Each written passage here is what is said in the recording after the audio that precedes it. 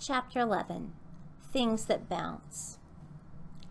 After he got punched, Sal started playing basketball in the alley behind our building. Our living room windows faced that way, and I heard him dribbling his ball back there from about 3:30 to 5 every day. There was a rusted-out metal hoop with no net that made a clanging sound whenever he hit it. Sal and Louisa's apartment is mostly the same as ours. We have the same rectangular bedrooms, the same pull chain light in the hallway, the same weird-shaped kitchen with the same unpredictable ovens, theirs right below ours. There are differences. The kitchen floor is yellow and orange linoleum in their apartment instead of the white and gold flakes like we have. And Sal's bed is up against a different wall in the bedroom, but we have the same bathroom floor, those white hexagonal tiles. If I look at them long enough, I can see all kinds of patterns in those hexagons. Lines, arrows, even flowers. They kind of shift into these different pictures.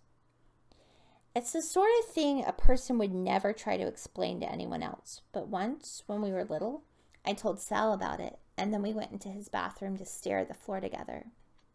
Sal and Miranda, Miranda and Sal. Sal played basketball more and more and talked to me less and less. I asked him 400 times whether he was okay and if he was mad at me or what was wrong, and 399 times he said yes, no, nothing.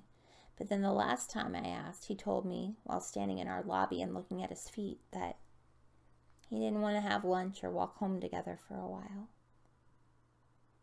Do you even want to be friends at all? I asked him.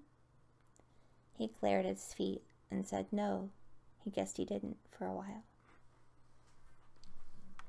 I was lucky, I guess, that this was the same week that Julia decided to punish Anne-Marie for something. The girls at school had been hurting each other's feelings for years before Sal left me, and I was forced to actually pay attention to them. I had watched them trade best friends, start wars, cry, trade back, make treaties, squeal, and grab each other's arms in this fake, excited way, etc., etc. I had seen which ones tortured Alice Evans, who, even though we'd started 6th grade, still waited too long to pee and never wanted to say out loud that she had to go. These girls would wait until Alice was pretty far gone, jiggling one foot and then the other, and then they would start asking her questions. Alice, they'd say, did you do today's page in math homework yet? Where it says multiply to check your answer? How did you do that? And she'd desperately hop around while trying to explain to them.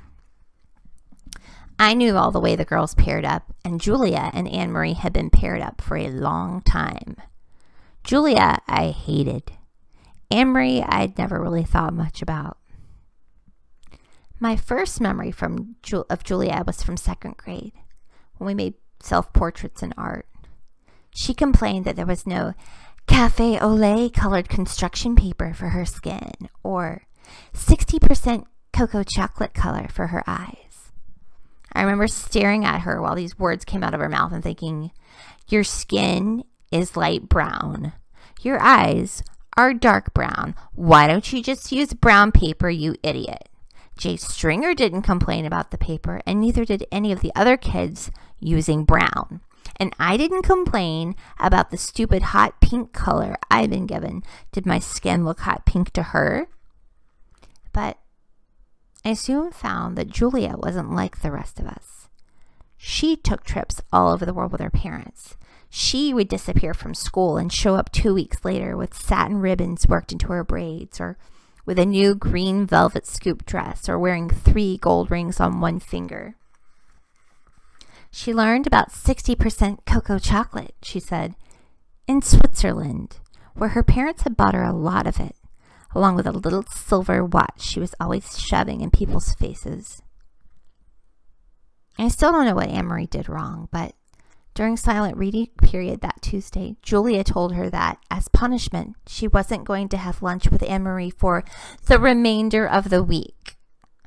Julia was big on announcing things in a loud voice so that everyone could hear. So on Wednesday, I asked Anne-Marie if she wanted to go out to lunch with me, and she said yes.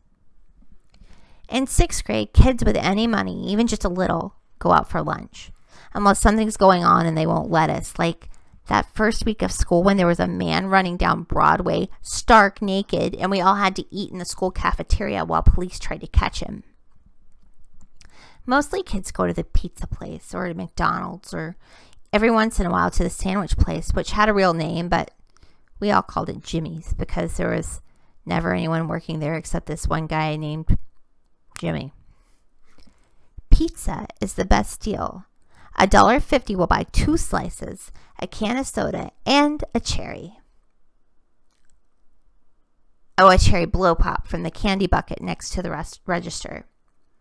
That first day together, Anne-Marie and I got lucky and found 2 stools next to each other at the counter under the flag of Italy.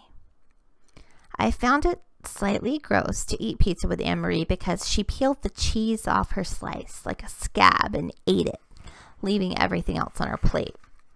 But she laughed at my jokes, which I mostly stole from Richard, who is bad at telling jokes but knows a lot of them. And she invited me over to her house after school, which more than made up for it. I would be spared an afternoon of listening to Sal's basketball, and the laughing man might be asleep under his mailbox by the time I walked home.